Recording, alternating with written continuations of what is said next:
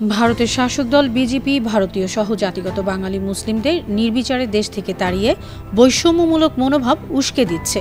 বিতাড়িতদের অনেকে ভারতেরই নাগরিক। তারা বাংলাদেশ সীমান্তবর্তী রাজ্যগুলোর বাসিন্দা।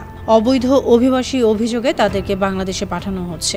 নিউ ইয়র্ক ভিত্তিক আন্তর্জাতিক মানবাধিকার সংস্থা হিউম্যান রাইটস ওয়াচ HRW গতকাল বুধবার এসব তথ্য জানিয়েছে। সংস্থাটি বলছে, এ ধরনের বেআইনি বিতরণ অবিলম্বে বন্ধ করা উচিত। এর পরিবর্তে সবার জন্য আইনি সুরক্ষা নিশ্চিত করতে হবে, যাতে তারা বেআইনি আটক বা জবরদস্তিমূলক বিতরণের শিকার না হন।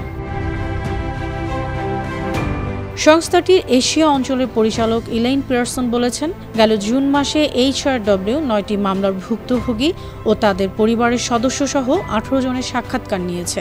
তাদের অনেকে ভারতীয়, বাংলাদেশে বিতাড়িত হওয়ার পর ভারতে ফিরে গেছেন। আবার অনেকে গ্রেপ্তার হয়ে এখনও নিখোঁজ। 8 জুলাই সংস্থাটি ভারতের স্বরাষ্ট্র মন্ত্রণালয়ে এ বিষয়ে চিঠি পাঠায়, কিন্তু কোনো জবাব পাওয়া যায়নি।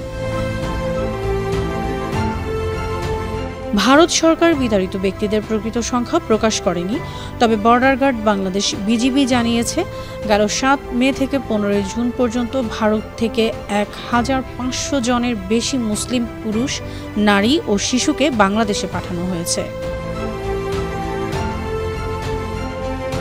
বিজেপি শাসিত রাজ্য কর্তৃপক্ষ মুসলিমদের আটক করে ভারতীয় সীমান্তরক্ষীদের কাছে তুলে দিচ্ছে। কিছু ক্ষেত্রে সীমান্তরক্ষীরা নাগরিকত্ব যাচাই না করে পিটিয়ে বাংলাদেশে ঢুকিয়ে দিচ্ছে। 8 মে বাংলাদেশের পররাষ্ট্র মন্ত্রণালয় ভারত সরকারকে এক চিঠিতে এ পুশিনকে অগ্রহণযোগ্য বলে উল্লেখ করেছে।